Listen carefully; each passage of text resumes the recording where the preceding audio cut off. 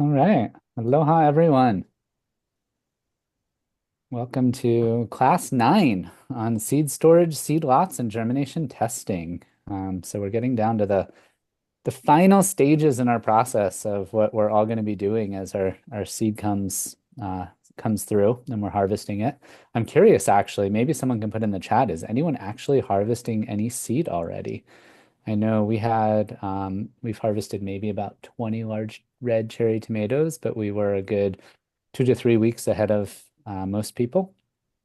So I wouldn't expect anyone to be there necessarily, but they could be with some of the other crops. But yeah, let us know that. And also, a couple other curiosities in the chat. One is just to note around the last class we had with Hector Valenzuela presenting and Glenn sharing as well about the history of breeding and selection priorities for Hawaii. And definitely, us and our seed group, we had a little talk about it, and definitely paints a pretty dismal picture in terms of, like this like heyday and drop down, in terms of a lot of the work the university is no longer doing, and which, as I mentioned, leaves a pretty tremendous opportunity for us as seed savers here in Hawaii and seed activists. But curious if you guys would be willing to just put one thing in the chat, or at least one thing in the chat that you guys learned or a reflection from that. So it's just kind of an assignment in this next few minutes, as we're waiting for people to show up. Just if you can write in the chat something you learned from last class or a reflection from the class itself. And yeah, and beyond that, I'm not sure if it's there yet, but maybe Marielle can put it as a link to the Padlet site again, just so you guys can check that out. If you haven't already checked that out, I really encourage you to take a look and just, it's really neat just to one, see where other people are at in their seed saving process with their plants, but even just the innovation and just getting a picture of people's gardens is amazing to look at 30 different gardens and 30 different expressions that we all have as to what a trellis looks like or what our soil looks like or what the edges of our garden look like. And so it's a great learning opportunity in that way. But also, yeah, as I've mentioned, a way to just connect with other people in the cohort and see what they're doing and all that. And one final thing before we get started, which is a little later today, we are going to have a Q&A um, that'll come towards the end of the class.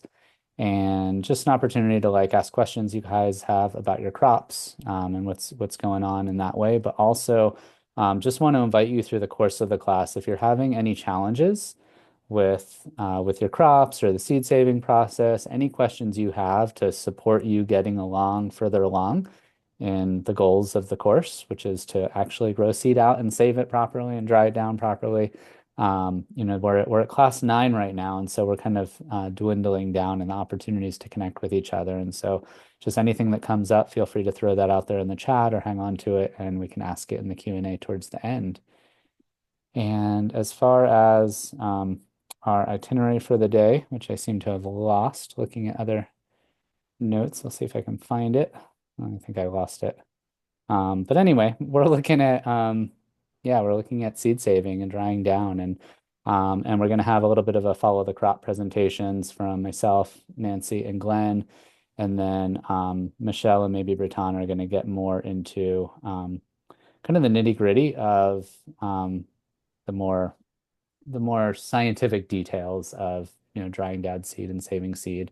And then we're going to have a Q&A as well, and just really want to open up the Q&A as well, that if you have questions, not just to put in the chat, but you can feel free to unmute your mic and ask a question in that way. But starting off is going to be me. And just with a little quick thing on how we dry seed down here on the farm. And so Marielle, if you can put our PowerPoint up.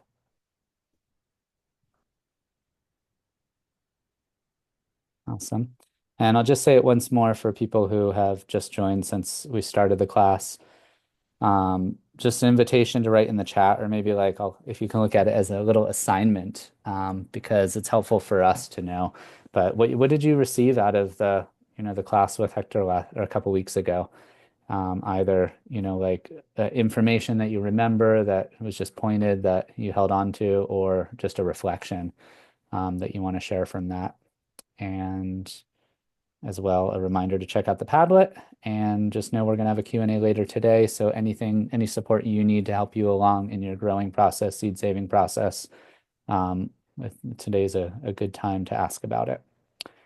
And yeah, so now I'm jumping into the slideshow, but we're looking at a couple slides just from last week, just to get us to the point of having cleanish and dry-ish seed. Focusing on wet seeds at first, but removing seed from the cavity. I'm kind of starting here again because someone in this cohort actually recently said to me like a month or so ago, is like, oh, like we do all this work to like clean seed and dry seed, and why is it that important? Because you can just like throw seed on the ground. You can like throw a tomato on the ground and get 20 starts. And it's important because our goal is to save the seed. And as the Hawaii Seed Growers Network, our seed is actually to save the seed, dry it down in a lab, store it, and be able to share it with people for the next few years, really, that seed can be viable and go out to people. And so what we're looking at is longevity out of the seed that we're saving, in the format that we're discussing over the course of this class. And so it's really important to get all the organic matter out, because the organic matter is the thing that's going to attract mold, fungus, different fungal spores to the seed that can then make it non-viable. So that cleaning is an important process. Next slide.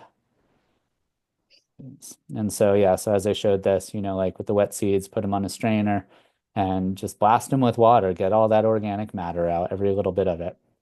Next slide. Oh, next slide. Oh, fancy. I don't know how that happened, but there we go. So yeah, so another way, like we can pour all that seed out onto a screen. Next slide. And it can stay on that screen until it starts drying. But obviously, we're going to want to clean it. In the top left, I'm showing an example of a paper towel. And I'm just reiterating that I don't recommend a paper towel, at least for tomato seeds. But most seeds with moisture on a towel, paper, they're going to stick to that paper.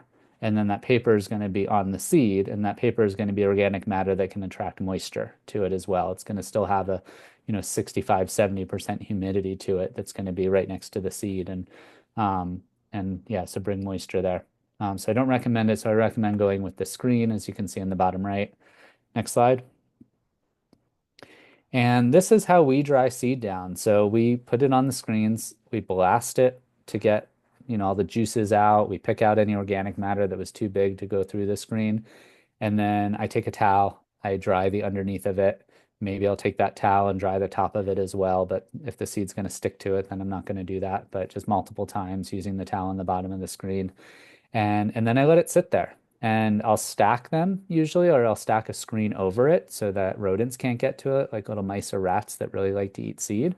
I'll cover it up, but the screen I'll have sitting on top of hardware cloth, which you can kind of see in this one. You'll see it better in the next slide, which you can go to the next slide.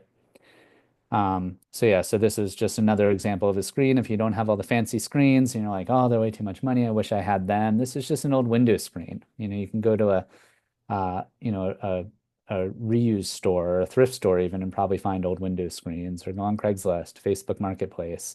But so sitting on top of hardware cloth or something so that there's airflow through it, and but then covering it up but covering it up with something that's also porous, like another screen, so that animals, rodents can't get to it, and insects and otherwise. And I just spend days like going through with my hands and just moving them around. And I say days, meaning every day I visit the seeds and I break them up. Tomato seeds have a tendency to stick together. So I'll just, rub them between my hands and break them up so that they're individual seeds over the course of this time. And, every day, at least once a day, I come and visit them. And for me, I love the tactile experience of seed saving. It's one of the things that I think is really special about what it is that we do. And because there's this connection with each of these seeds that's happening. And yeah, so that every day moving them around allows air to flow through, prevents any mold from coming onto the seeds itself, and supports them drying quicker. And this might go on for, 7 to 14 days, depending on the variety, depending on the size of the seed, until it has a feeling of a really dried out seed. Next slide. So drying down seeds that are from dry seeded plants such as beans. This is sunflowers. There's alliums on the left, like green onion, and then lettuce in the buckets. And so oftentimes I like to dry them down on the plant, meaning that once it's ready to be harvested from the field, it might not be fully dry in the field because there's the risk of rain coming. If I'm in a greenhouse, then no problem. No risk of rain. But if I'm out in the field, I might pull them a little bit early and I can take them and I can hang them up in my garage, which is, a warm, dry place with airflow I want, and let them mature a little bit more on the plant and dry out a little bit more on the plant before threshing so that they can be mostly dry after they're threshed. Next slide. And yeah, so same with like corn or chili, like this is the Hawaiian chili. We can hang these things and let them dry out, but they have to be under cover. Again, a warm, dry, well ventilated place. Next slide. And yeah, and with beans, because I do the provider bush bean on the Hawaii Seed Growers Network site, I end up with a lot of beans.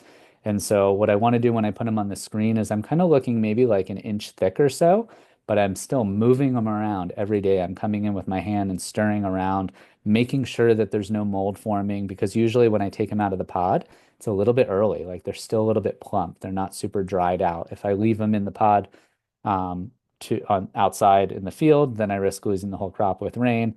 If I bring them in and the pods are still like yellow, even if they're going towards brown but not dried out, if I leave them in the pod, then I risk mold because there's a lot of moisture on the pod itself. So I usually shuck them as soon as I bring them in and then have them in a bowl or on the screen, and I'm just continuously moving them around and observing. And it's also an opportunity to rogue because I'm looking for seeds that are molded. I'm looking for seeds that are shriveled, too small, too soft, whatever's unusual about them, or too white. Even the provider bush bean, it's a purple seed, but every now and then there's a white seed.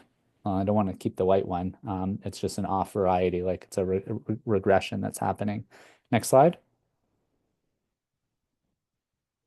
And as far as saving seeds, as I've mentioned, best place to save seeds is by sharing them with your neighbors. And so others will get more into like the saving of seeds, perhaps for like storing them on your farm or sending them into the bank. But just, yeah, you can go to the next slide again. But just want to encourage, getting seeds out there. It can be organizing seed and plant exchanges, bringing people together, inviting friends over to process your seed with you, especially you have like hundreds of beans or something that you got to like shuck. It's really nice to like invite people over, spend time in the garden, talk story, and do that together. And then, yeah, seed and plant exchange is a great opportunity to get the seed out there and propagate it so that when we don't have the variety, like scrounging for Pomoho beans, we know that we gave it away to 100 people last year at the seed exchange. And then we can, send it out to our email list and be like, hey, anyone have that seed? And somebody will. And that's all from me. And I'm not sure who we're jumping to next, but that person will know.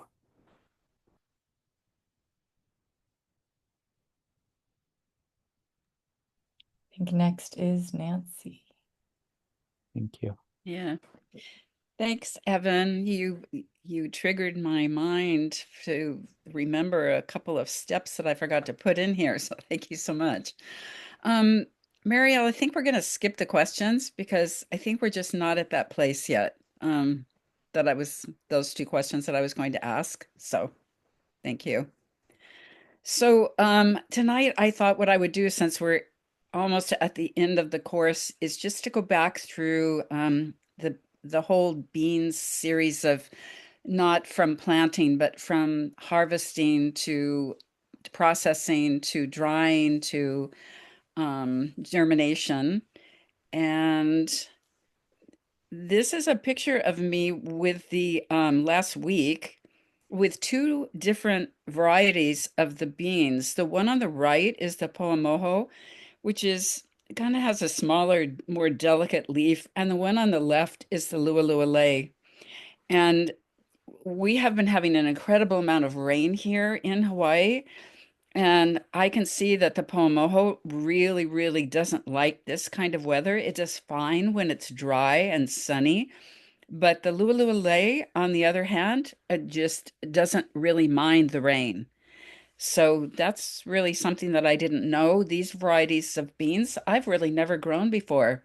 So I'm learning along with you folks. I mean, I've grown a lot of green beans in my lifetime, but the varieties from UH, I haven't really grown yet. So I just wanted to go through quickly and share some of the highlights of the last 8 weeks. Next slide. So we're going to start by some of you I saw in the chat have some beans that are starting to get yellow. And so as they start to get yellow and they have plump seeds inside, you're going to want to pick them. And it's so it's so interesting how each one of us lives in a different type of place. Like here on the west side of Hawaii Island right now, we've just entered the rainy season, which means that it is pouring every day and the humidity is probably between 80 and 90% at any time. So the drying techniques that Evan was just sharing and about the warm and dry barn. Wow, I was just thinking about what that would be like to have a space like that here, and how I could possibly create that. But I don't have that right now. So if you are in a wet place, which most of you are not, because you are moving into your dry season, and that means it will be a little easier for you to let those beans go to yellow on the plant and then pick each one of them off, bring them in, and I would shell them right away because as you can see, they are juicy and plump. Next slide. So the first stage after getting them out is to just let them start to dry slowly. And you could put them on a screen, you could put them, I just have them on either cookie sheets or plates on my kitchen table because I have big windows right there that blow air all day, not warm air, but cool, moist air across the table. And so after about a week or two, kind of depending on the weather, they will be dry enough that I can think about putting them in my dry bucket. Next slide. So the dry bucket, I really encourage all of you to at least have one of these, even if you live in a very dry area. There are times when it is very advantageous to have a confined space that you can control the humidity, and it will help you dry down your seed. And for small seeds, it dries them down pretty quickly, and you can see on your hygrometer exactly what the humidity is inside your dry bucket. On the left, I have some bean seeds. Those are some pomojos that were drying down with the dry card blue, meaning it's getting pretty dry. Looks like it's at 23%. I'm going to want to dry it down even a little bit more than that.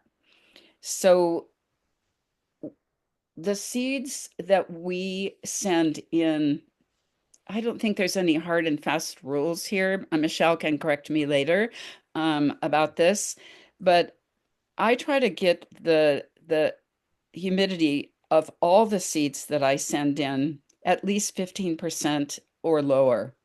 So for the large seeds like the Manoa pea that I grow or any of the beans, that takes a little more time because they are just larger and they need to dry down slower. So before we send them in to the seed bank, we like to get them down to about, between 15 and 20%. And then once they're there, they will be dried down even further for long-term storage. Next slide. So for me, these are some of my essential tools for drying my seed. Once the beans dry down a little bit on the table there, then they are going to go into the bucket with either, and usually both. On the left, we have the dry card and the hygrometer, which will give your percent of humidity. And then in the upper right-hand corner, it tells you what the temperature is inside the bucket. And that is incredibly helpful. On the right, is the dry beads, which are made out of zeolite, which is a clay substance that attracts water to it. And then the Evadry, which is the silicone crystals inside.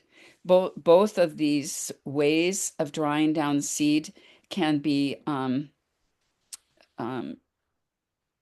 rehydrated. What is the word?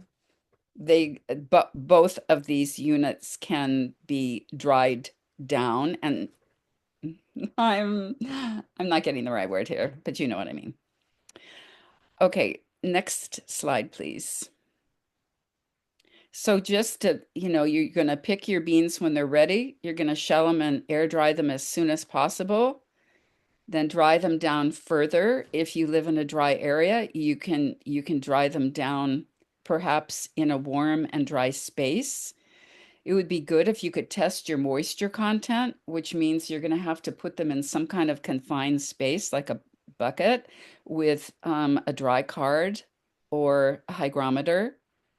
Then you'll have your germination test of your seed. And then something that I forgot to put in here today is that usually when they're dried before the germination test, I take them out of the bucket and I spread them all out onto a cookie sheet at the table, and I go through all of them and I look at all of them and make sure that they're not misshapen or too small or discolored or have a hole in them. There's lots of things that can happen to beans.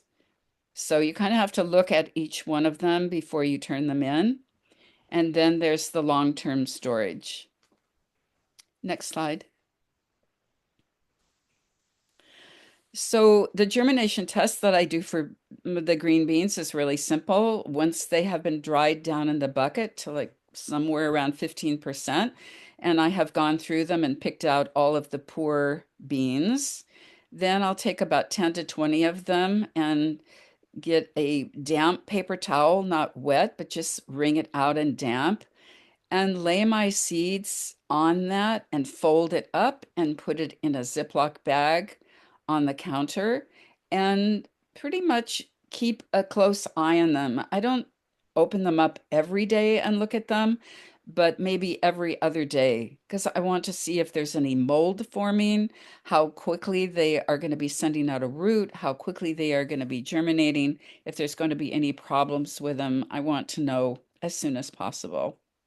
So I shoot for about 80%. That's a good amount to be have good germination to be sold on the marketplace, or higher, of course. Up to 100% would be wonderful.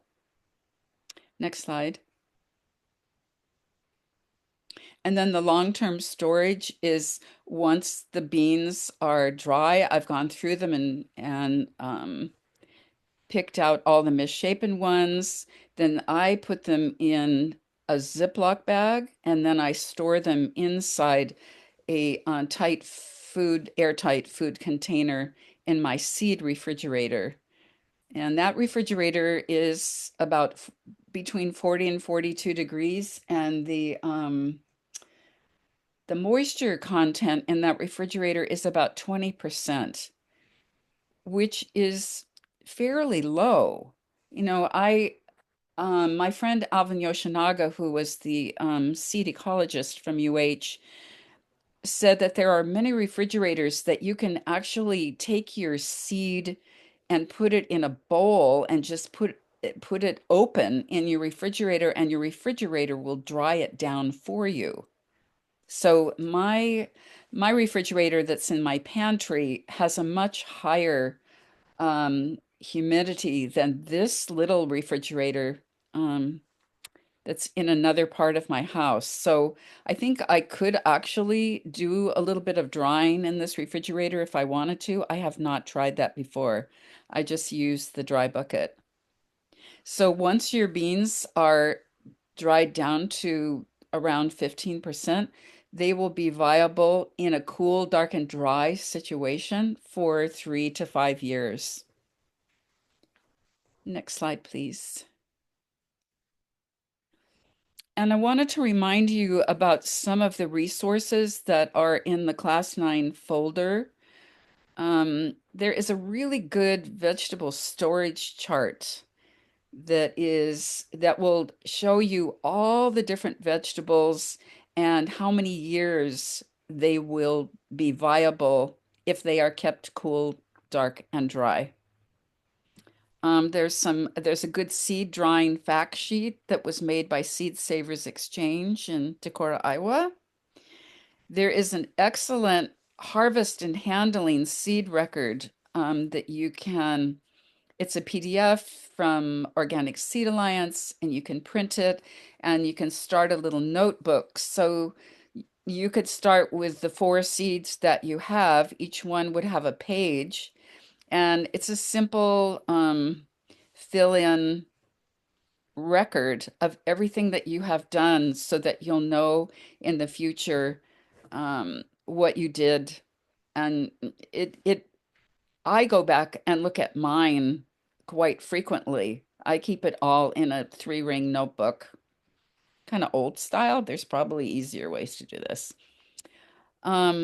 There's a really good article about seed storage in the tropics. Another Seed Savers just on storage of seeds. But they, mainly they are not really looking at places that are tropical, but there are interesting ideas in there of how to dry down seeds. There's the dry card brochure and dry beads information. And then I created a seed drying and storage materials list of all of those tools that I just showed you, where you can get them, how much they cost. And they're all really very low cost. And this is a simple way of drying down seeds that is used worldwide. In fact, a lot of these tools were created by USAID and UC Davis. And then there's the long-term conservation of storage seed list, which I'm going to talk about for just a second.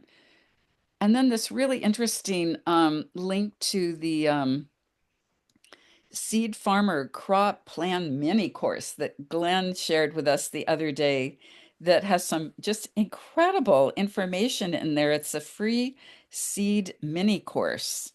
And that's really worth taking a look at too. Next slide. Oh, maybe the next slide. Oh, it didn't load that one up. Okay, I so can, if you need it, I can pull it up. nah, that's okay. Can you just go back one slide? So that last slide was going to be the long-term conservation of seed. And this is a really interesting chart that was put together oh, 10 years ago by the Seed Savers Exchange.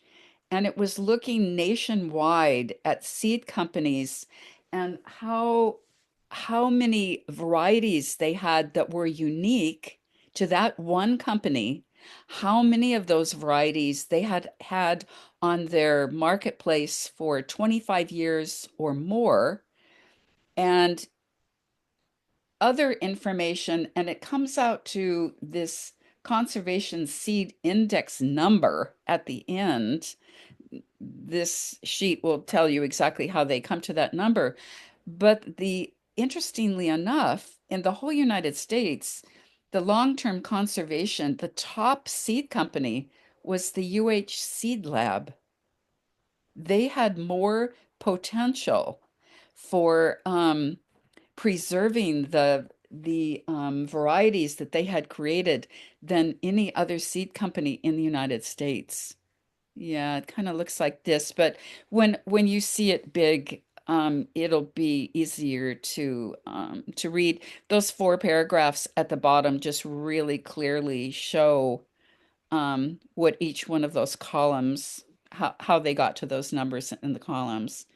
So for us to be at the top, and then just go back and think about what Hector and Glenn were sharing with us last week, that, it seemed like as I was listening to that long history, I knew a lot of it, but there's a lot of it that I didn't know, is that when we start getting into the 1970s and late 70s, early 80s, mid 80s, things start the support for seed and breeding production at UH starts falling.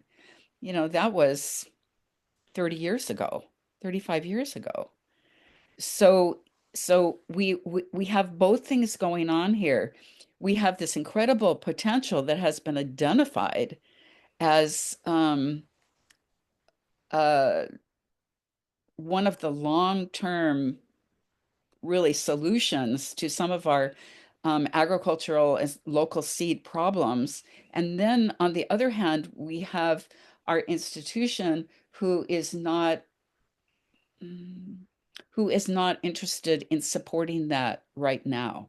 And they do know about this. They do know about this report. So we as community seed keepers have an incredible responsibility here for the future to help especially our home growers and our market farmers to start using more locally grown seeds so that we can continue to refine the seed, make it stronger and more locally adapted.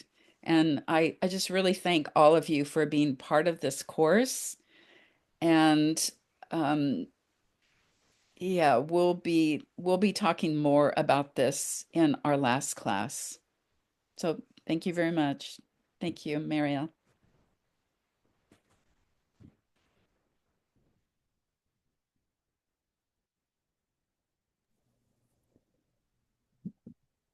We're going to jump to Glenn.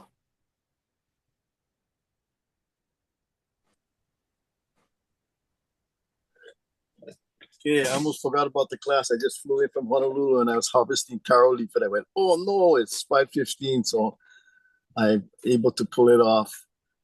Okay, I'm talking about storing lettuce seeds next. I kind of put together a profile. Nancy always talks about, all the differences in our climate. So this is what my homestead looks like. Elevation is 610 feet. The rain could be 40 to 60 inches. The last couple of days have been raining a lot, but it can get really dry in a few days and then rain a little. So it's really unpredictable, especially this season of the year. Temperature range 55 to 95. Even in April, we had some 90-degree days. So, it's really, how should I say it, erratic weather sometimes. The wind regime, trade winds blow about 60% of the time. The Kona lows come in and just dumps water on us, and it could happen anywhere between November and March. We have muddy oceans, and we have dry, windy summers. Very reliable time for planting seeds. This time of year is kind of chancy. I've been able to harvest a lot of seeds recently. And special features, windy. Horiho is really windy. 20 to 35-mile-an-hour winds. We have situations where we have episodes of 40 to 50-mile-an-hour winds at least three to four times a year, and it can get very destructive, especially for tall plants, vine type plants, trellis plants, as well as seed heads like lettuce. So you need windbreaks in this kind of climate. I use ironwood perimeters. I use panics in the field. I've just started growing some Wheelie Wheelie that was developed from by UH recently. And sorghum Sudan, which we started using a long time ago. At one time, we had over 10 miles of sorghum Sudan grass on Molokai for windbreaks. And you can retune it, you can plow it under, you can use it for mulch. So a really good multi-purpose. Weather changes. This spring, we had hot days with cool, calm nights, creating lots of dew and caused a lot of diseases. The taro, for the first time, had a lot of disease, taro leaf blight. So it's really important that you fine tune your nutrition so it doesn't add to the problems. The other thing is crop orientation in relation to the wind. It's really good to have east-west orientation for your crop so the winds will blow down the rows and then your windbreaks are running north to south. Next. This is our homestead. It's about 10 acres. We probably farm about 3 of that. Um, Most of those empty fields are planted right now. Next. So what does this information mean? Elevation creates a wider temperature differential preferred by certain crops, including mustards and leafies. To have that wide temperature range seems to help. Some plants don't. Some plants don't like it. Some of the tropical plants don't like it. Certain plants really like it. Like lettuce wants to have that hot day and cold nights. And if the nights are too warm, they have a hard time. Summers are great for watermelon, tomato, eggplants, okra, squash, beans, soybeans, wing beans, and long beans. And the spring is great for most cool crops such as leafies, roots, mustards, and onions. Um, some crops can be grown year round while others are seasonal. But I think it's important to have crop-free periods for pest control. So the pest will leave your farm and you have a break on the ground and then you can bring it back. So just because you can plant the same crop year round, should you? And that's a question you each have to answer. Bulb onion, we plant a lot certain time of the year from October to February. The short day types, the granics and the granules. Early onion crops are really risky because if you plant it in September, you're going to catch the range right when they're bulbing. It's better to get it to bulb later in the spring where it's guaranteed you're going to have a good crop. I planted early and I had a lot of rot in the field. Soybeans and corn to a certain extent are long day crops. They respond to the long days. And in fact, soybeans grown in the winter will hardly produce anything. Some lettuce varieties can be grown in summer, such as Batavian types or the summer crisps and butterheads, like little gem types. Many will have a milky taste from high temperatures unless overhead irrigated, but weeds will be a challenge. If you look at the Manoa lettuce, they used to grow a lot in Waianae and also in Hawaii Kai. Those are all mist irrigation, but a lot of weeds, so you have to control that. It's good to ID which varieties do best in different seasons because some of that is related to disease resistance, and downy mildew is one of the big ones, and there's a lot of downy mildew resistant ones as well. And some of them are not patented. Heavy summer rains are challenged due to fast growing weeds. In the summertime when it rains, I mean, the weeds are growing right behind you. And right now I have a big weed problem because we were having rain off and on for the last couple months. Bottom line, know your competitive advantages based on your location and your climate. Next.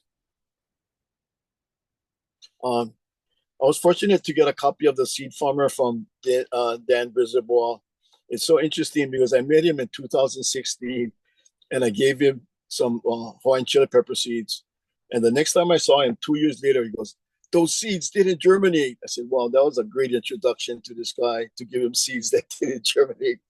And I think it was a blessing in disguise because the Hawaiian chili pepper takes 100 days to flower, and he would not pull it off in Canada. But I guess it was my rationalization of the situation. Next. So this is some of the information he had in the Seed Farmer. Lettuce barely crosses and all open pollinated. So you can grow them side by side, all the different varieties. And I do that a lot. And I'm looking for that odd one that crossed. And sometimes I do it on purpose. I plant every other plant is one variety and every other plant in between, especially Manoa and other varieties, trying to get a new Manoa.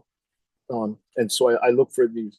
It's frustrating to grow lettuce in a wet climate because of how susceptible it is to all types of diseases. So these guys will grow it in a greenhouse. So if you want to grow really good lettuce seeds, I would wait for summertime when the weather is predictable.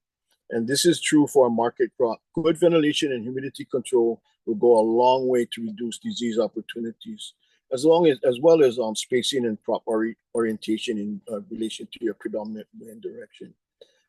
We had lots of disease this past season.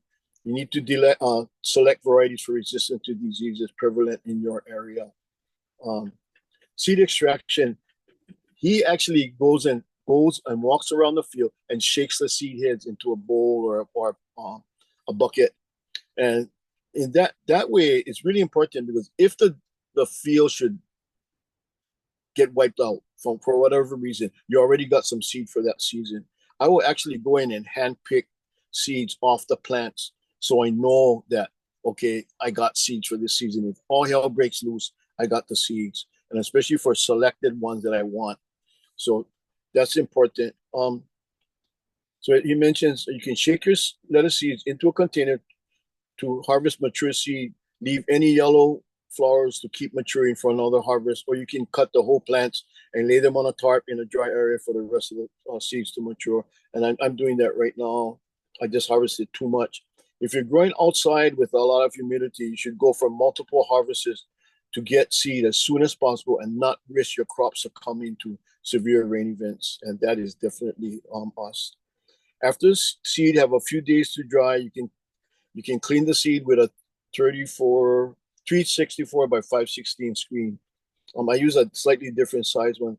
See the next slide. It's hard to get seed perfectly clean. He talked about this.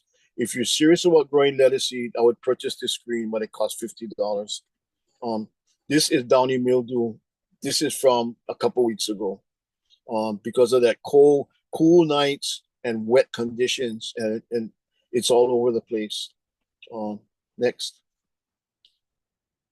So this is the field. I harvested this whole field. I think it was the week before last. And I'm laying it on a tarp right now, drying down. What I noticed was the red seeded varieties, and you can actually walk through the field and see the red. They have red buds on it, and those took the longest to mature. So that probably means they're either slow growing or they just takes a long time for them to mature. So I'm keeping them. I want to see what they look like. Next. So these are the white tufts that tell you the seed is mature. They call it pappus, and so you can actually harvest at this time. It's kind of tricky sometimes. I want to get into the middle of harvest, so I'll let some kind of fall and then get more flowers coming out. Or you can do that multiple harvest that he talked about. Next. So this is drying right now. I got 3 batches of seeds. I already pulled out the ones I thought was really important, and this is what I call mass seeds. This is the whole row in 3 sections. Okay, next. And this is how the dry seed looks like. You see the stems are all dried out, and I can start stripping it down. We do all hand processing because we do small batch processing, except this year where we could really use some machines to do it. Next. Okay, drying. This is the most important step. If harvested seed is not well ventilated, fungus will set in and destroy good seed, and this can happen overnight with calm, humid weather. The larger the seed, the more critical this step. And I think some of you folks have noticed that in beans. Beans is one of the tricky ones, whether it be soybeans or wing beans. You want to be able to dry them down as fast as possible. I made a mistake of leaving some poor moho in a pot in a container for 2 days, and I went back and they weren't the same. If you stuff a lot of seed in a bucket overnight, this can happen. It's too humid in there. Spread seed on a tarp or a piece of weed mat or plastic mulch. Let it dry for a couple weeks. I've dried over a month, but too long and the critters will start moving in. You're gonna have gecko crap in there and all kind of stuff. And in certain seeds, you can't separate the gecko crap from the seeds, as I found out real fast. So yeah, you might not be able to separate them if you store them too long. I mean, you got daddy long legs, you got roaches, you got all kinds of stuff in there. There are many ways to dry lettuce seeds, including a fan and silica pellets. If you live in a wet area, I would use silica in a sealable container. If you live in a dry area, a fan can be used. I use a fan a lot. I have a battery powered fan that I can even put outside with the seeds. I've tried to do some sun drying, but it's spooky. I mean, I could get really screwed up, but I was able to pull off a few, not beans, but some other stuff like mustards. You can run a fan overnight or more fully to dry the seeds. There are many different ways of drying seeds, and it depends on your climate and the challenges you're trying to minimize. Next. Okay, this is real interesting. So I harvested some arugula seeds, And then I use the like a microscope for my phone. Just by, I don't know how I figured that one out. Like, well, I'll magnify those seeds, and by doing that, I could see fungus on the arugula seeds. And so now I'm doing a Clorox dip and see if that helps. But I was just playing around with arugula. I still got some more in the field. Next. So on the lettuce seed pods, you have these little round balls full of seeds, and that's how they look on the side. And so I broke them up, and these are all the seeds that came out of just these little pods. And some of them might have 10, 15, 20 seeds in a little pod.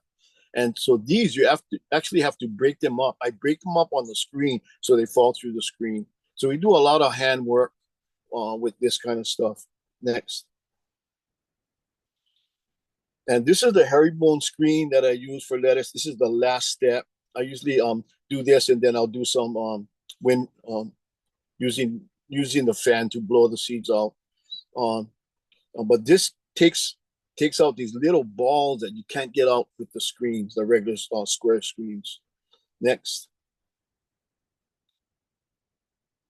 So this is where the herringbone screens come from. It's called Quality Custom Screen Company. And they have all kinds of specialized screens. They even have a name. Okay, this is for grass seed, and this is for bean seeds, and this is for grain. This is for sunflower, sorghum, and all kinds of other ones. But you might want to check that out. Who turned me on to this? Frank Martin of Wild Garden Seeds. He said, "Glenn, you got to get one of these." And yeah, it cost me $50. So, and I use it. I have to use it with the lettuce. Next. So this is the last step I usually do after I do the herringbone. I'll do winnow. I kind of move more towards fans now because I can control the wind.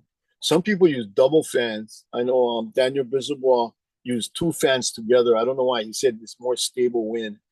And what he'll do is he'll set 2 or 3 containers with plastic bags in it, and then he'll blow, and it'll separate. The best ones are in the first container, then the second is like medium, and the third one is usually all the rubbish.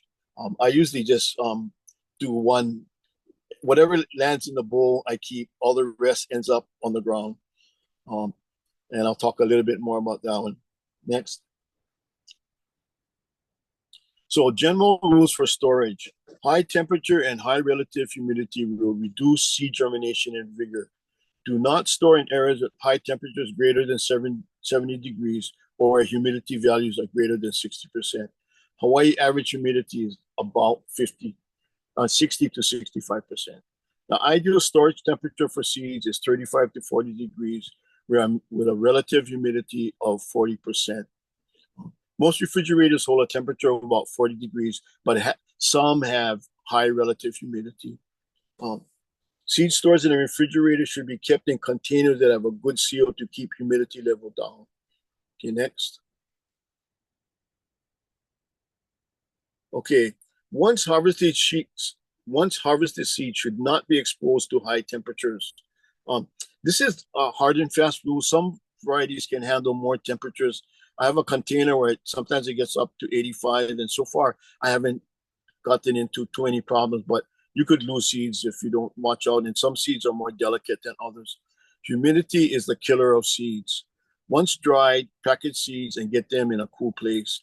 Many lettuce seed farms don't have refrigerators and store in cool, dry areas, and I've been to a couple of them, like a dark garage, but they have cooler weather than us, so they can do that.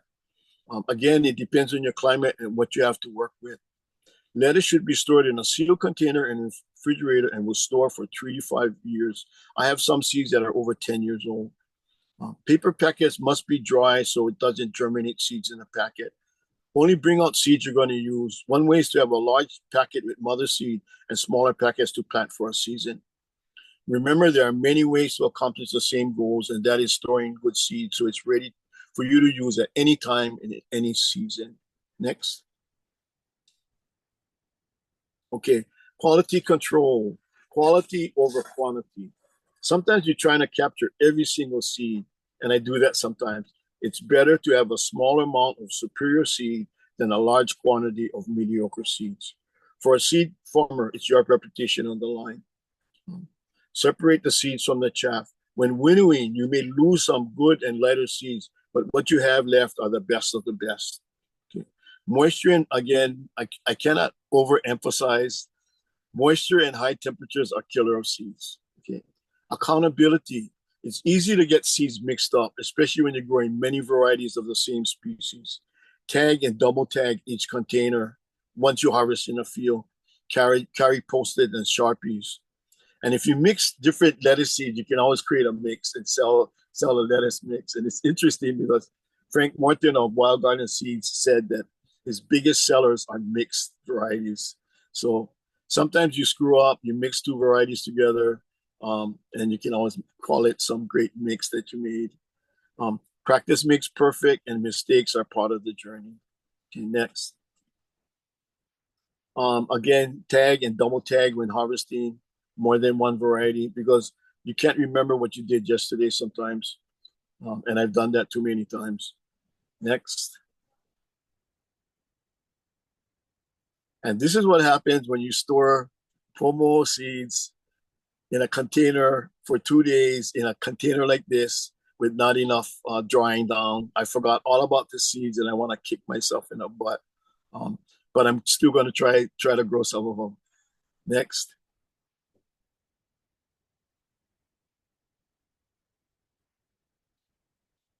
Next. Okay. I just wanted to mention this. I don't know who that was. Somebody says, "Oh, red lettuce is trending. Red lettuce is trending." I said, "Okay, I better go collect some." But you can see the red varieties in the field. They're more darker color. Next. And this is what the seed heads look. So I can go through the field and I can say, okay, this is red lettuce. And then the striped ones are actually the spotted lettuce, like the Mono leopard and some of the other ones. They actually have red striped seed pods, seed flowers, and I can distinguish them. Next. And this is a new one that I've been playing around with called Balls of Fire. Dark red with kind of pointy leaves.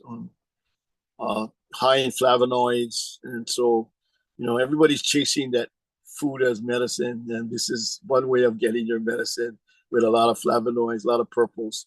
Next. And time for dinner. Okay. This is what we had the other day: mango salsa. My son caught some papillo. We pulled out some cucumbers, and we had to buy the poi because we're not making poi right now. The taro's not ready. That's it.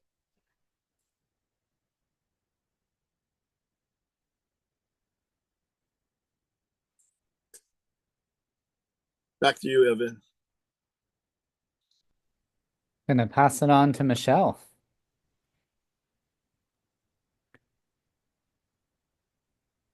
Thanks so much, Glenn and Nancy and Evan, for those presentations. Those were really awesome, super informative. Okay, so our goal, as you know, is to dry our seeds well so that they have good germination and they last as long as possible in storage. As you've heard, drying our seeds can be done by many different methods, but there are some firm guidelines that are helpful to understand and figure out how to practice at home. The basic premise here is that seeds are alive, and it is the moisture content and the temperature at which they are stored that will depend upon how long they are alive in storage. Next slide. So how long do I need to dry my seeds before packaging and storing them? I feel like this is the question that we really all want to know, and it would be so great if there was one clear and succinct answer that we could give you, but there are so many variables that we really have to understand the process so that you can find what is appropriate for each and every different seed. So depending on the size of your seed, the thickness, the percentage of oil content in your seed, and the permeability of your seed coating. So those are your variables. And the consistencies that you have is some techniques that you want to do in your drying process. So as Evan said, mixing your seeds regularly is really important, and spreading your seeds out in a single thin layer with as much space around each and every seed as possible is very helpful. So some seeds are going to need 2 months to be thoroughly dried. If you have a really oily, large seed, it's going to take you some time. We have some beans that are really large beans, the wing beans particularly, that are very slow to dry. And this is a key here. You have to dry your seeds slowly. If you dry your seeds too quickly, you will have less longevity in the end run. So most seeds are going to take about 30 days to dry. But sometimes we have very tiny seeds like poha berries. Those are very tiny and they can be dried in just 1 week. But nonetheless, you still need to go very slowly and with the same type of methods. Also, some beans have evolved so that they have a seed coating on them that makes them very difficult to dry. And if you dry them too fast, you end up with what we call hard seeds that won't ever germinate. So another good reason to go slow. As Evan said, it's really helpful to use a screen mesh and be certain that you have air circulating underneath your seeds as well as above your seeds to get that drying process happening efficiently across the entire mass of your seed. Circulating often, moving them around. As Evan was saying, that tactile feeling is very enjoyable, and it will help you to connect to your seed so that you can feel with your own hand what it feels like when your seed is wet and what it feels like as it becomes more dry. You'll become a barometer that you'll know where your seed is at. But of course, you want to have the tools to reinforce that. So Nancy gave you really very clear pictures of the tools that we use. And those are the tools to use. That is the method that we have found that works. Using a fan is really helpful. I noticed that Evan doesn't need to use a fan as much, and that could be because of Evan's location. So Evan is up in Kula. He has a much higher elevation than I do. His temperature is probably lower, and his relative humidity is probably going to be less than where I'm at in my more humid climate. I have to use a fan on my seeds right away. So when the seeds come out of the field, and as Nancy said, you're going to remove them from their pod right away. The fan going on is going to remove such a high percentage of that outer layer of moisture. And it's really just like 1 to 3 days that you're needing that fan directly on your seeds to get that outer layer of moisture off. And then you can remove them and move to a different method. Next slide. So after you've used the fan and you've gotten off that high level of moisture that's coming from the field, we are going to go down into the buckets that Nancy showed you. So this is really the small scale method that we have found that works for us. There are other methods, but for our home use, we recommend this. Nancy spoke about drying in the refrigerator. This is something that is out there that is very possible. And it is really important that you know what type of refrigerator you have if you're going to do this. I've definitely lost seeds trying to dry them in the refrigerator. Some refrigerators have the humidity control in them and some don't. So you need to know which one you're working with. But if you work with the buckets, this is definitely tried and true. So when you're using the buckets, you can go ahead and put your desiccant beads right at the very bottom of your bucket. You can just leave them loose out on the bottom. And then you can use like a pie tray and stack your seeds in your bucket so that you can use the whole of the space in your bucket. And you can dry multiple rounds at a time.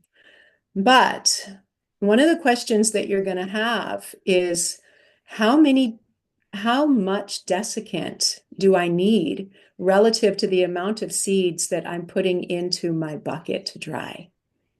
And this is a good question. You need to have some understanding of this, because if you put too much desiccant in, you're going to pull out the moisture too fast. If you don't put enough desiccant in, you're going to have the situation that Glenn showed you with moldy seeds. So a good rule of thumb is to weigh your seeds, weigh them at their present state going into the bucket, know what that weight is of all of your seeds, and then do a 1-to-1 ratio with your desiccant. So go ahead and try that, and then you will see that your silica beads, so we use two different kinds of desiccant. I'm just going to back up a little bit. We use two different kinds of desiccant. We use the silica beads, and we also use something called zeolite dry beads. The zeolite dry beads have a massive capacity to absorb moisture. It's much higher than the silica beads. And therefore, if you're not used to using those zeolite dry beads, you can over dry your seeds very, very quickly. Starting out with the silica beads, they have these ones that change color from orange to green. That's a moisture indicator. So once your beads turn green, you know that they have reached capacity, absorbed all the moisture that they can possibly hold, and then you need to recharge your desiccant.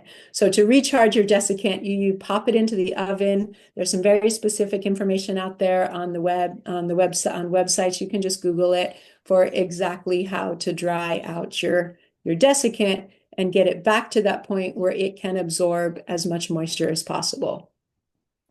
So when your beads start to change color, then you know that you've pulled out quite a bit of moisture from your seeds. And at that point, it's recommended to use a ratio of 1 to 4 parts. So that's going to be 1 part silica beads and 4 parts of your seeds. Don't do it the other way around. So you can assume that you've taken out enough moisture now that you don't need to be at that 1-to-1 ratio anymore. We also use humidity indicators. You can find those on Amazon, and those are very helpful to keep track of where the moisture content is at in your seeds when you're drying in your bucket. So those are very, very helpful. Alternatively, if you are really handy and you're like a woodworker or something, you like to build things, there are some really good drying cabinets out there that are very helpful. And I put a PDF into the Class 9 resource folder that will show you exactly how to build a drying cabinet to slowly dry your seeds. Now, this PDF comes from ECHO. I don't know if you folks know about them, but they're an amazing organization that works to solve world hunger. And if you go to their webpage, they really have quite a bit of resources on all types of agriculture, very fun to look at, but lots of good information there about the drying cabinet. Next slide.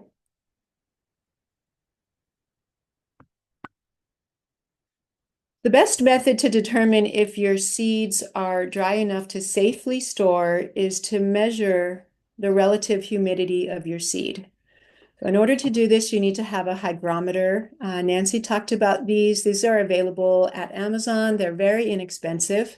I recommend having this large wall type hygrometer that you can have hanging in your room so that you understand what is the relative humidity of your environment, as well as having a small handheld hygrometer that you can use in your containers, in your bucket, so that you can know the relative humidity in that space.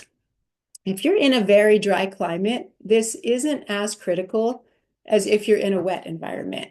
But in a wet environment, you need to know that, because when you take your seeds from outside and you put them into your sealed container with your hygrometer, it takes quite some time, at least a few hours, for the equilibrium to come and stabilize. And you can't actually expect that what you're reading in your sealed container is going to be completely true of your seed moisture content, because you've captured the air from the outside in there. So there's going to be this leveling that takes place, and it takes some time. Next slide. So relative humidity is the key for seed storage, and different crops store best at slightly different moisture contents. But this graph is going to give us an overview of where all seeds need to be in order to be safe from insects and microbes and fungi and bacteria.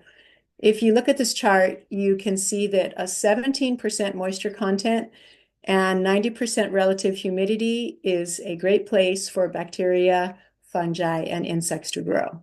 So that means if you dry your seeds down really well, you think you might have gone far enough in the moisture content of your seed, but if your relative humidity is still pretty high, you're going to be in trouble with your seeds. At 12% moisture content of your seed and 65% relative humidity, fungi and insects will still grow. And at 8% moisture content and 35% relative humidity, microbes will not grow, but insects still can. So this is a helpful chart. Seeds need to be beneath 8% moisture content. And in this chart, it says here at 35% relative humidity. In our experience, you can go up to about 40 or 42% relative humidity and keep your seeds in a very safe long-term storage. Now, it's not easy to get your seeds down to 8% moisture content, and it's not something that us seed growers really have to do at home. So we're working with the seed bank, and we need to get our seeds dry enough so that we can ship them without mold or insects growing simply in the shipping process. So if you can get your seeds down even really to 15% moisture, if you can get them down to 17%, it's pretty good to withstand the time of shipping to get to the seed bank, where there are facilities that can safely bring your seed moisture content down very slowly. Next slide. This is an interesting picture. This graph shows us seed degradation. So they're talking about onion seeds here over a period of 12 months. This first graph on the left is listing the seeds at 9% moisture content. And you can see that during the first 4 months, the seeds are holding pretty strong.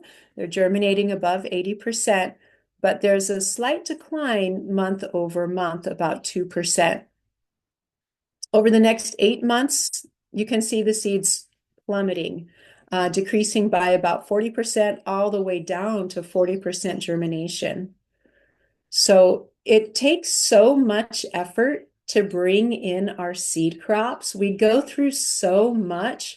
You really don't want to miss this last and final step of drying your seeds thoroughly. So each 1% is going each 1% of moisture content is going to that you can bring it down is going to double the life of your seed. On the next graph on the right here, you can see the moisture content is at 5%, and during the first 5 months, the vigor decreases only very, very slightly, maybe by about 5%, and then it stabilizes and there's almost no loss of germination. Next slide. Okay, this is kind of a simplified and broken down some numbers for us, with the numbers on the top here showing inadequate drying and the consequences that you can expect from that. So above 18% moisture, if you try to store your seeds long term, You're going to see, mold, and like Glenn said, using his phone, he could get in there and see what's happening. He could zoom in and see that kind of mold that's going to grow and kill your seeds. 10 to 18% mold, bacteria, fungi is going to lower your germination rates, and 9 to 14% moisture content will leave room for insects to consume your seeds. A safe moisture content for seed storage is going to be about 12% for starchy seeds like beans and pumpkins, about 9% for oily seeds like soybean and brassica. And overall, long-term storage is 6 to 8% moisture content. The lower limit of that is going to be 2 to 5%. You can definitely kill your seeds if you go that low, and particularly if you go that low that fast. So unless your seeds are very, very tiny, like lettuce or poha, you should really be taking 30 days to dry down your seeds nice and slow. Next slide. Storing your dry seeds. Dark, cool, and dry. You've heard it over and over. This is the recipe that we want to look for no matter where you are storing your seeds. And yes, refrigerators do have lights in them, so that is something to think about. If you're storing your seeds in the refrigerator, every time you open the door, you're kind of trying to like wake up the seeds. So if you're going to store your seeds in the refrigerator, it's a good idea to have them in something where you can block the light from them. The refrigerators that work best for storing your seeds are single evaporator. There are some refrigerators that are double evaporator, and those are the ones that allow for a higher moisture content in your refrigerator, which is great for storing your vegetables or your leafy greens, but is not great for storing your seeds. And let's see. Yes, so alternatively, you can store your seeds in your sealed bucket in a cool and dark room in your house. For us, we use like the most northern room in our home is the coolest room. That's pretty typical, so just look and try to find where that is in your home. Also, using these humidity indicators cards here, these are really helpful because you can just open up and look and see where your humidity is at, where the moisture content has increased to. And it's not uncommon to see those numbers going up as you're storing your seed. So you do need to take your desiccant out and recharge it from time to time to keep it active.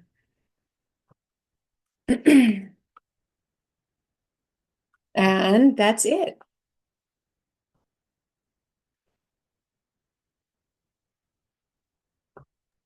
So we would be happy to take any questions from you folks. Yeah, thank you, Michelle. And yeah, just opening up to some question and answer. And specifically, I mean, it can be anything, but we're also curious to know what has been successful, what's been challenging, and what questions you might have to overcome the challenges.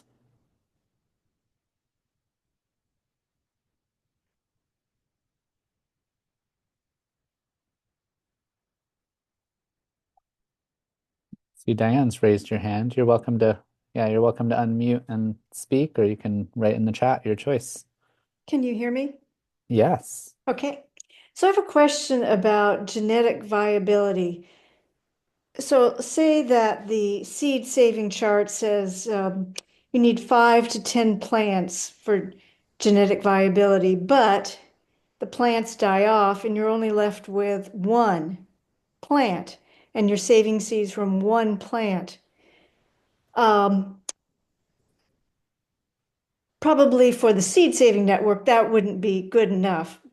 But what about for home saving of seeds? So if I were to save those seeds, should I or should I save them and then try to grow out another 5 to 10 plants in the next generation? And that way the genetic viability would be maintained.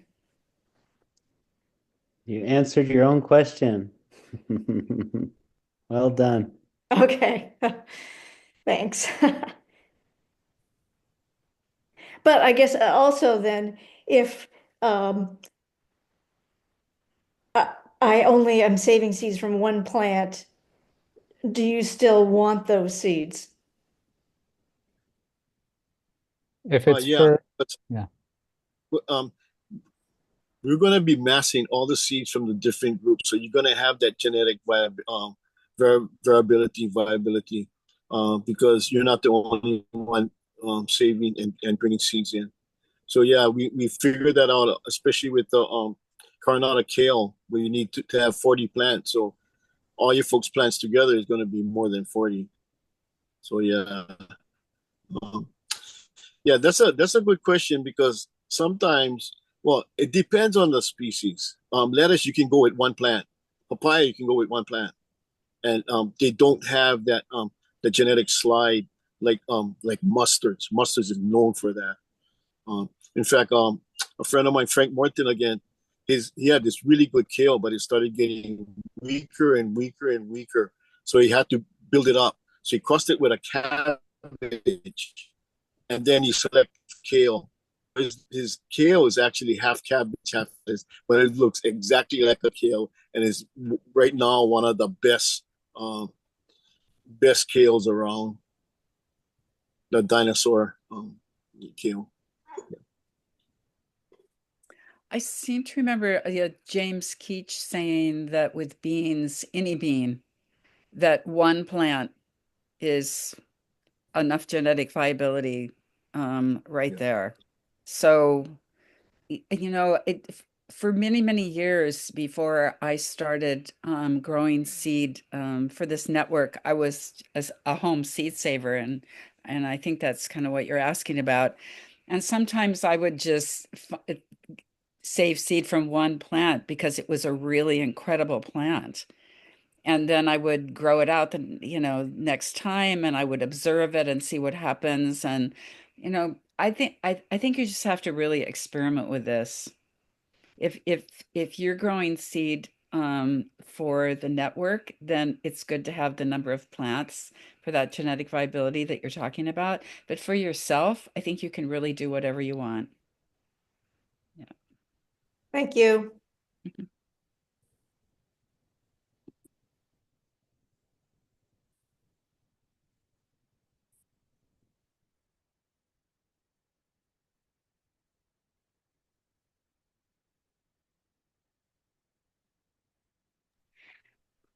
Hey, Evan, when you're harvesting large red cherries for seed, what is your average batch size that you collect and process at one time? Great question. I can't say I know the answer. But if I took an estimate, I'm probably saving off of maybe about 50 cherries that we're saving from, which is a lot of seed because each seed has a lot, or each tomato has a lot of seed in it. But yeah, but generally when I'm doing it on my own and I'm sending in seed to the network, I'm at about 50 cherries. Awesome, Yeah. thank you. Yeah, and as mentioned, so you all know, just that clarification that all this seed is getting pooled together. So for what you're saving on the farm, like if you're saving that or you want to share it with friends, then you're going to need a certain or ideally have a certain population size. But if you're concerned about what you're sending in and having enough, you're going to have enough, even if it's one tomato that you save from.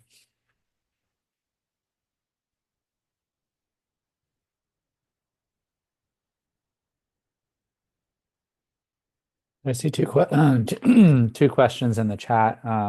Selena, I'm not really sure what you're asking. It says, what if you planted seeds at times? So my guess is you're missing a word. Oh, there it is. At different times.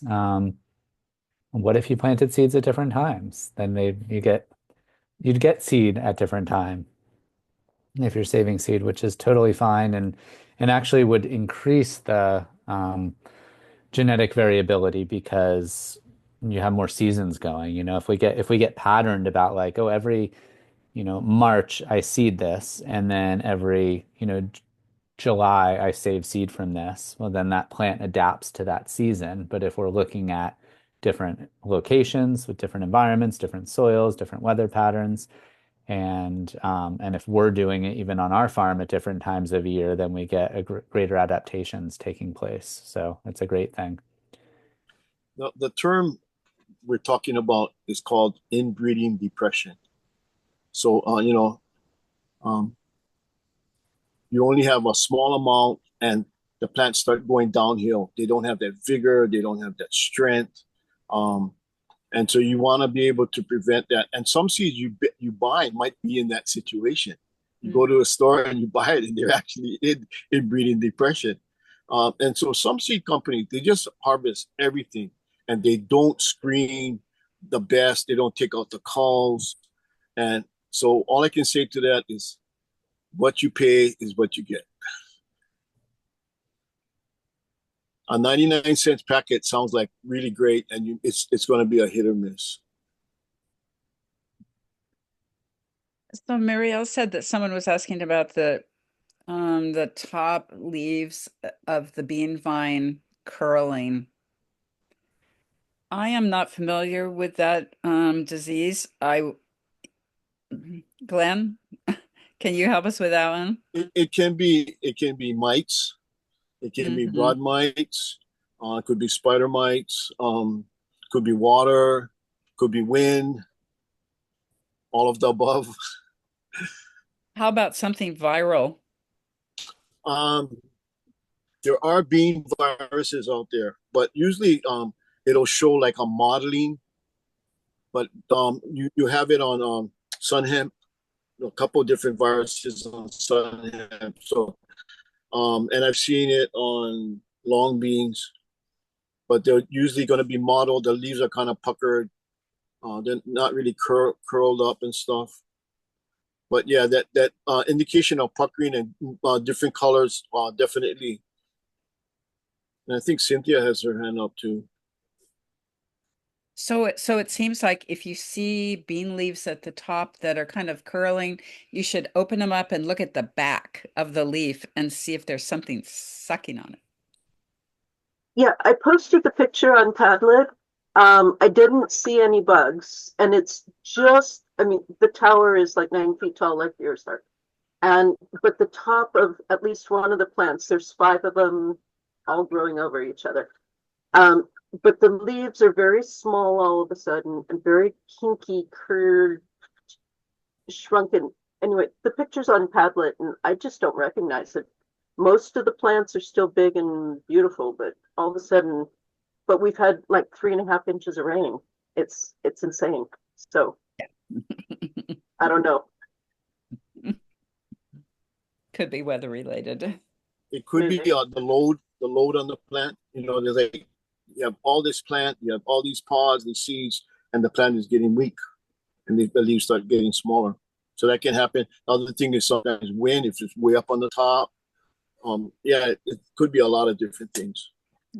Yeah, I don't know. I've been gone for the last week, and when I got back, it was just the topmost branch, but it's been raining a whole bunch, no wind, and the rest of the plants, look good and healthy, and they're loaded with beans, but they're not dry yet and not even showing any color. I harvested a couple, and the first couple of pods, some were split already and germinating in the pod.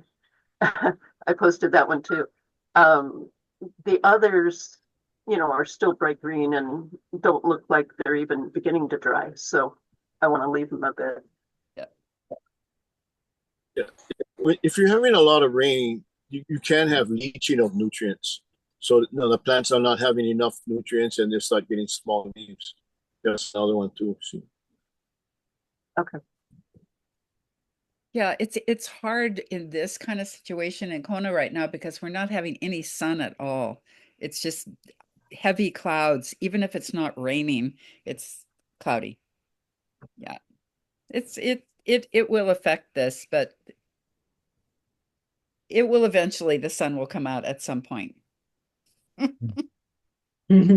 Cynthia, I know for me too, I'm on the Puna side and it's very wet over here. And I have had to make many adaptations to when I would harvest beans. I know that if you look in the books, you're going to see harvest your beans when they've turned brown. And for me over here, or even yellow, and for me, sometimes that is just way too far. I'm already growing new plants in those bean pods. So I have to wait until the bean pod is plump, that I can see that the whole plumpness has come in, and but even when they're still green, I might go ahead and harvest if I'm in a wet spell, that I'm just going to keep getting so much moisture that the seeds are going to crack inside and sprout. And I personally haven't found any problem with germination from doing that.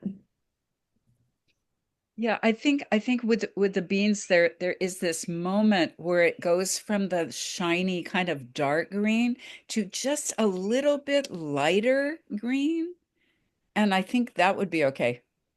Yeah. Yeah, Exactly. I would describe it as like a dulling. There's like a dulling that Dulling. happens. Uh-huh. Exactly. Yeah. Yeah. Yeah.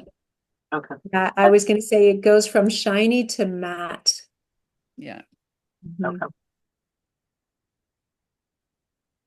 Great question, Cynthia. Thank you. Yeah, thanks, Cynthia.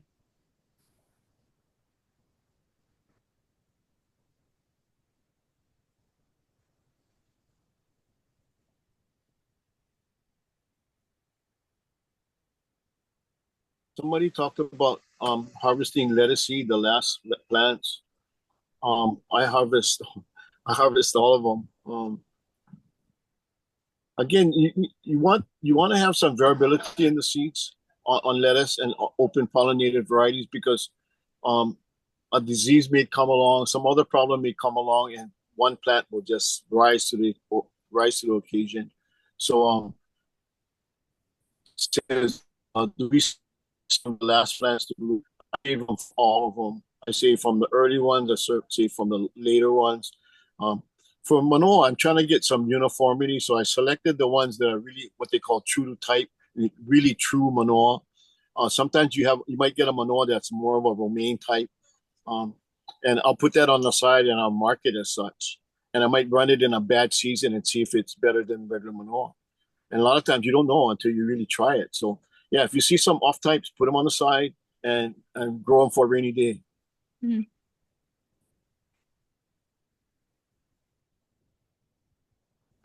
DJ was asking if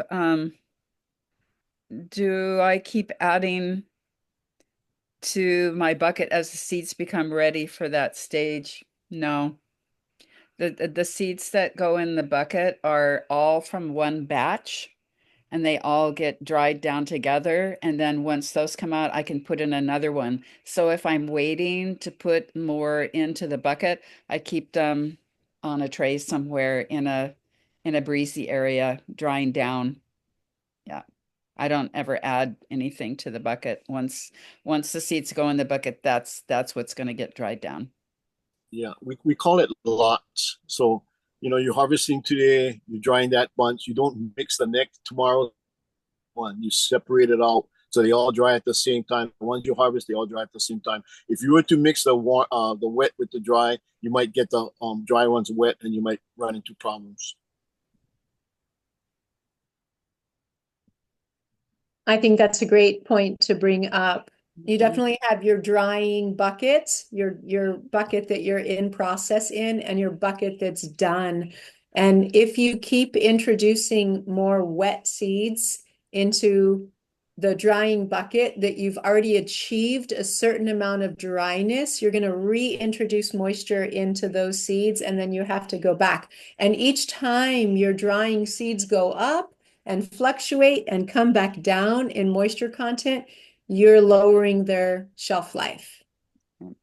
So you just want to be consistent on that slow drying track. That's why if you leave your seeds out overnight in ambient temperature, you're just naturally in Hawaii, our relative humidity goes up. Here in Pune, it's like 99% humidity every night. So we can't do that, right? So you just want to keep them on that straight track to their full dryness.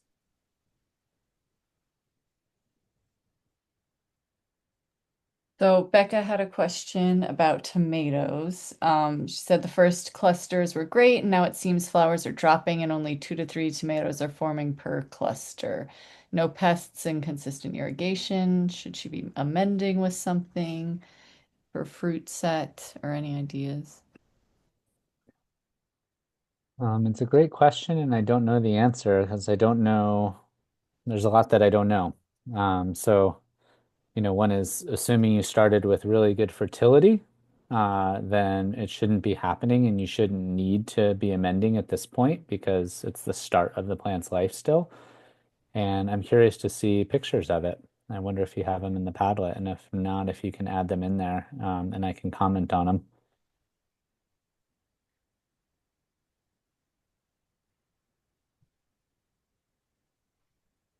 Um, that also can be a calcium deficiency.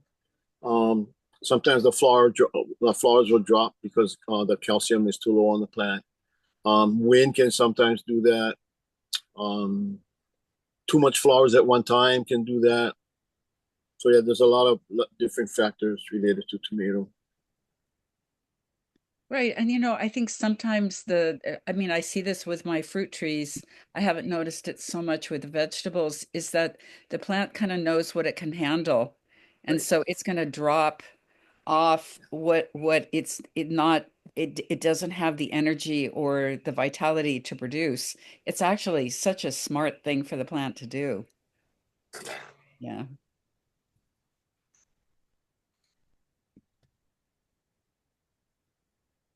So someone asked a question in the chat, if we normally have growers who have success with harvesting seeds from all 4 plants. And I think I'm understanding your question right. And I just want to say that, first of all, this is our first cohort where we're offering this. So you guys are the normal, and we haven't gotten to the end yet. So we don't really know the answer to that question. But we are so curious how well or how not well each of you are doing with all of your crops.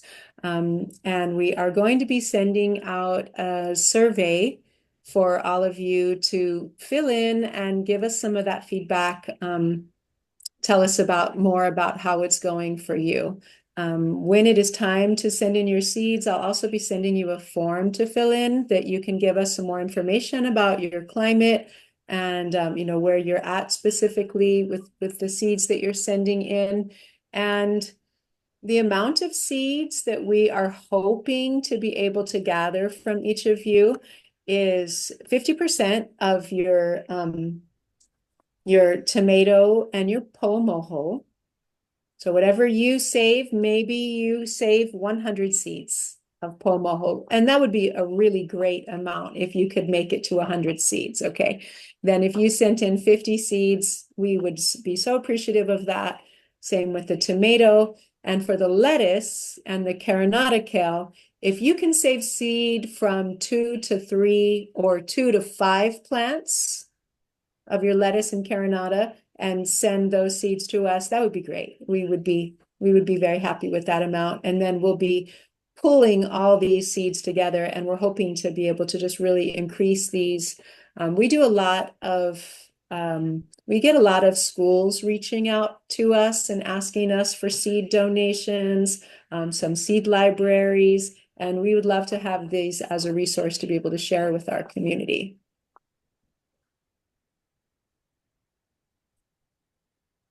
Yeah, and I was thinking about this afternoon, and I've been thinking about it for a while now, is that learning to be a seed grower takes time. And it's something that you develop over years and years and years. I started saving seed in 1994, and it wasn't until probably 2010 that I started doing it more professionally. So there was a long period of time where I was just experimenting to see what worked and what didn't work. And because once you start growing out your seed yourself that you save, you can see how well you're doing. I mean, the plants will just tell you. And it's so interesting that, the what we're really counting on here for our, especially with the effects of climate change in the future, of agriculture and our food system here in Hawaii is the wisdom of the plant to use its own epigenetics to read the environment. How are things changing? Is it wet? Is it dry? Is it hot? Is it cold? And actually genetically engineer themselves, change their genetics, turn off these genes, turn on these genes. And so in that next generation, you are going to have a stronger seed. And you just keep doing that over and over again and selecting the best. And you have the best plants for our food system future here from that. And that takes time. So, don't be too hard on yourself if any of you are if you are, because this is the first time you might have been doing this, and it really takes years of practice. But you're getting a great start. Um, and I know it's difficult with a virtual class that we can't be with we can't be with each other in a garden so that we can look at things together and point things out together. So this is I realize this is a challenge that we will just I th- I think we will get through this well, and your feedback to us about this is going to be really important in how we design the next class for next year, which will be on outcrossers. Yeah. And some of you may want to join that class too. So we really will appreciate, like Michelle was just saying, your feedback. Thank you.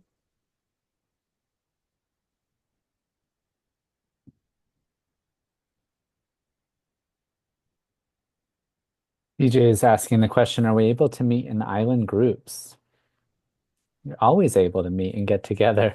Absolutely. And maybe with the close of this class too, we'll have some form of contact list too, so that people on islands together have that opportunity. Yeah, I think visiting each other's gardens would be just an amazing experience. I mean, that has been the most important thing to me in all the years here, is that I have a network of growers here in Kona that I have been sharing seed with for probably 25 years. And there has been many times that they have given me a seed, I have grown it out for a while, and then I lost it. And then I will get back to them and say, "Oh my gosh, I lost it. Can you share some of this with me?" And it just goes back and forth because it's really hard to keep everything. So it's really important to have that group that you work with in your particular community. I just want to cycle back to Marielle's question in the chat.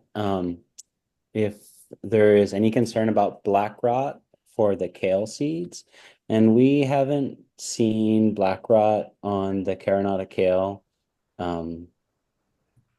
to date, so to speak. But part of that process of culling and watching your plants and being a good seed grower is that if you start to see any kind of disease, black rot is pretty specific. It will really wipe out your brassica crop. So likely if your crop survived and is going to seed, we don't have a concern of black rot. However, it is something to be concerned. So if any of you guys are growing your kale and you have a concern of black rot, it's kind of it is a fungal disease. You could send pictures to us, and then we can help identify that, and we can address that on an individual basis. But the likelihood of you guys having it is, I would say, is a low percentage. But if you do feel a concern for black rot, then yes, please reach out to us. Please send us pictures, and we can address that accordingly, because we would not want to include that in. That would be a plant to cull. Yeah, we wouldn't want to be including that. So good question, Marielle. Thank you for bringing that up. It's an important one. Just wanted to mention some of the symptoms of black rot. There's usually a V-shaped drying on the leaf. So it's like a dieback with a V shape on the edges. And I think it's a bacteria. I might be wrong, but it stays in the ground Um, and if you're in a wet area, it stays in the ground for years. And so you really got to watch out for that guy. We don't have it in dry areas. I don't have it on I haven't seen it on my farm on Molokai, but I know people on Kauai and other areas of Hawaii were really dry and they got problems. They can't. The only, I mean, they do all kind of things to try and minimize it. Even pulling the entire plant out of the ground so there's no material in the ground for the disease to grow. High organic matter, crop monsters in that state. So it's a bad one.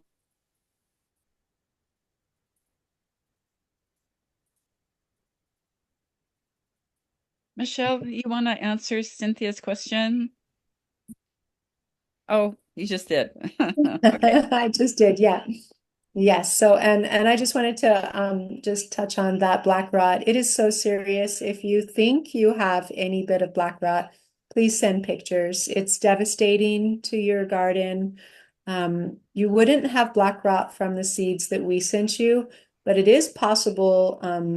Black rot is a seed-borne disease that you can pick up from any kind of brassica that you order.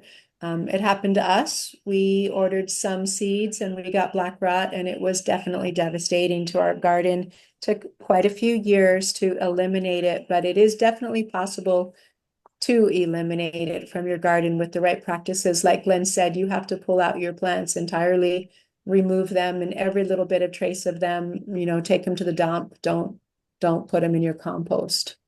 Get rid of them, burn them. Do whatever you have to do to make sure all traces are gone. If you think you might have that, please send me an email and let me know. So our next session, which Cynthia was asking about, will be next year and probably during this same time period, but we haven't totally defined that quite yet. What we do know is that we will be focusing on outcrossers. So mostly we've been focusing on our sulfurs here, except for the kale, that is an outcrosser, but it's one of the easier ones. So we're going to be focusing on outcrossers and particularly corn and squash. That will be for next year, and so we'll get there.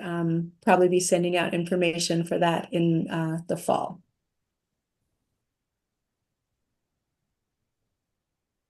Can I make an announcement? Next week, Wednesday, May 21st at 4 to 7 p.m. in Kona, we're having the variety showcase to be held at the Outrigger Resort and Spa.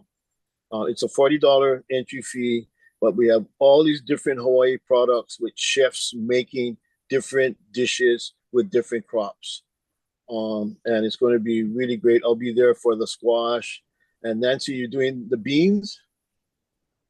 And yeah, a bunch of us are involved. Go Farm is one of the co-sponsors, as well as the Culinary Breeding Network out of Oregon State University. I guess Jay Boss is coming over from South Carolina to be involved in this. It's going to be a great event. This will be the fourth one I've been involved in, and every single one have been like totally unreal.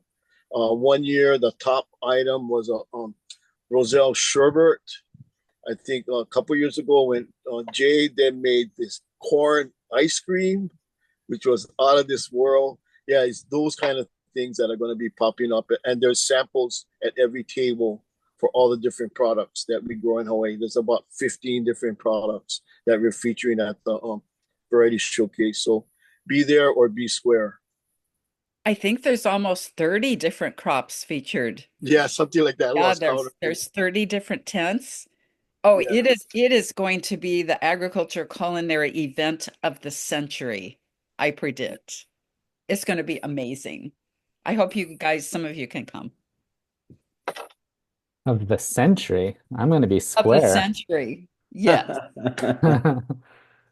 It's so organized. It's going to be so beautiful. Yes, we will take pictures. Jay's an exceptionally organized guy. Yeah, right. Yeah, I'm bringing over some giant squashes. I got these like 15, 20-pound squashes. I'm trying to figure out how I'm going to get them to the Big Island without cracking them on the airplane. Glenn.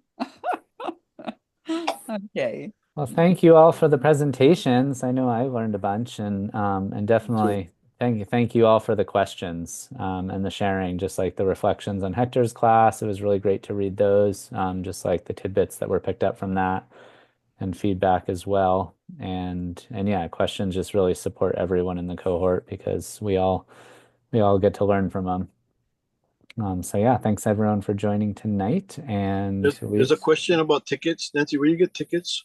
It's online. I think if you just Google Variety Showcase Kona May 21st, it'll take you to the tickets. Okay. Well, somebody just put it up. Yeah, it's in the chat now as well. Yeah. But yeah, Yeah, but we will thank Oh, thank you. Thank you, we Jake. will Thanks. see everyone in a couple weeks for our final class, Yeah. class 10. Right. So, yeah, look forward to it. And Okay. have a wonderful couple weeks. Okay. Aloha, everyone. Aloha. Hello. Mhm.